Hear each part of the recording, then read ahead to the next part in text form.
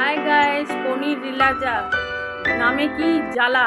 গরম মশলা, কাজু, পোস্ত, চারমগজ, দই, গুঁড়ো লঙ্কা, ঝাল গুঁড়ো লঙ্কা, কালার গুঁড়ো লঙ্কা, গরম মশলা।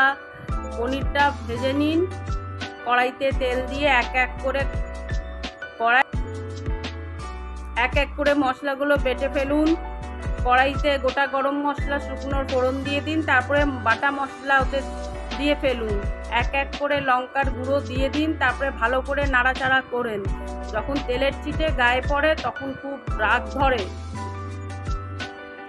তারপরে নুন দিয়ে দিন, একটু চিনি দিয়ে দিন, তারপরে ভালো করে কষান। কষিয়ে পনিরটা দিয়ে দিন। পনির দিয়ে দেওয়ার পরে ভালো করে নাড়াচাড়া করে একটু ক্যাবড়ার জল দিয়ে দিন। তারপরে একটু ফুটে গেলে পরে নামিয়ে ফেলুন।